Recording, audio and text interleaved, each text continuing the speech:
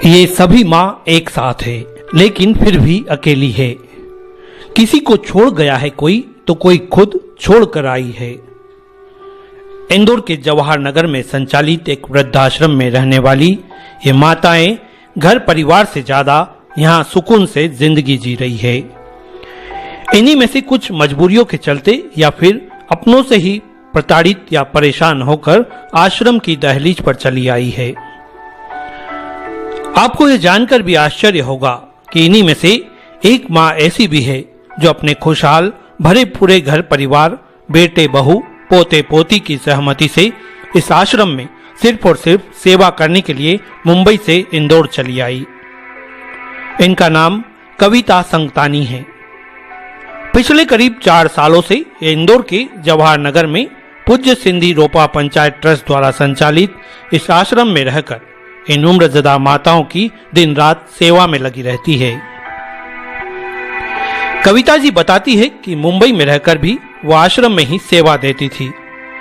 संयोग कुछ ऐसा बना कि इंदौर के समाज सेवी लालचंद जी छाबड़ा से संपर्क हुआ और इंदौर आ गई। सेवा के इस जुनून में वे निस्वार्थ रूप से तल्लीन रहने के साथ किसी तरह का वेतन लेने के बजाय उल्टे अपने बच्चों द्वारा भेजे जाने वाली रकम आश्रम में डोनेशन के रूप में देती है। वे कहती है इन्हीं बुजुर्ग माताओं में उन्हें अपनी मां नजर आती है।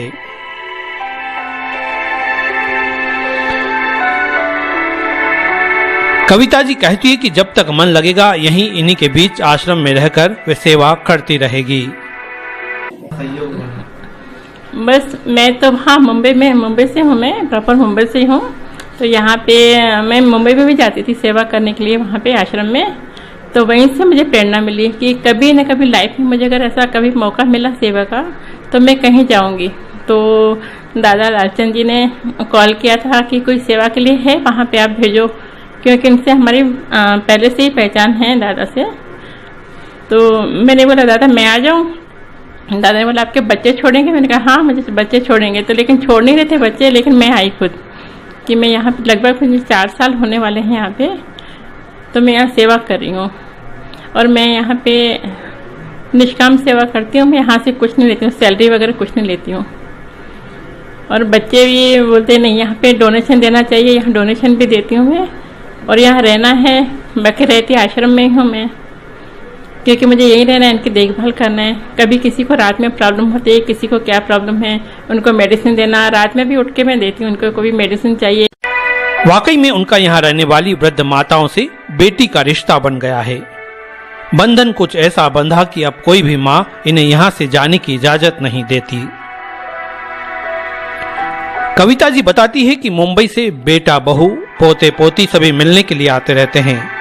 उन्हें खुशी होती है कि उनकी माँ इतनी सारी माताओं की सेवा कर रही है।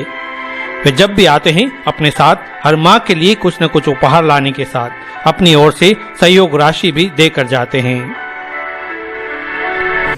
इन सब में मेरी माएँ दिखाई देती हैं और सभी ओल्डेज हैं, सभी मुझसे बड़े हैं एज में। मैं सबसे छोटी हूँ यहाँ पे। तो सभी मुझे वही बेटी बेटी करके ही बुलाती हैं यहाँ पे। सभी के बेटी हूँ मैं यहाँ पे। मेरे बच्चे बहुत अच्छे हैं, उन्होंने मुझे यहाँ पे भेजा। मैं उनका थैंक्स करना चाहती हूँ मेरे बच्चों का कि उन्होंने मुझे यहाँ आने दिया। पूज्य सिंधी रोपा पंचायत ट्रस्ट के अध्यक्ष वरिष्ठ समाज सेवी दादा लालचंद छाबड़ा, जो स्वयं भी इस आश्रम में निस्वार्थ रूप से जुड़े हैं, वे स्वयं भी कविता जी और उनके परिवार की सोच, सेवा और सहयोग के प्रति कृतज्ञ नजर आते हैं। उनका कहना है कि एक तरफ घरों में प्रताड़ित परेशान वृद्ध माताएं सुकून की तलाश में वृद्धाश्रम की दहलीज पर आती है, वहीं कविता जी है जो खुद अपने बच्चों की सहमति से यहाँ सेवा करने चली आई।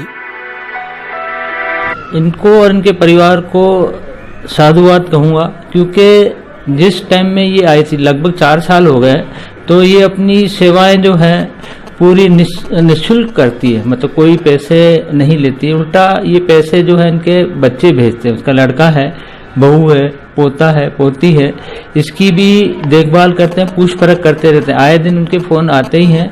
तो इनको मैं साधुवाद डबल से दे रहा हूँ कि जो ये सेवा कर रही है, तो ऐसी सेवा मैं नहीं समझता हूँ कि इस टाइप से कोई कर पाएगा। क्योंकि अपने बच्चों को छोड़ करके मुंबई से यहाँ आकर के बैठना और सेवा करना, तो ये बोलती है कि ये जो महिलाएं हैं ये मेरी माँ के बराबर। आज मदर्स डे है तो ये बोलती है मेरी माँ ही है ये सब, तो उसको देख करके ही सब सेवा कर रही है।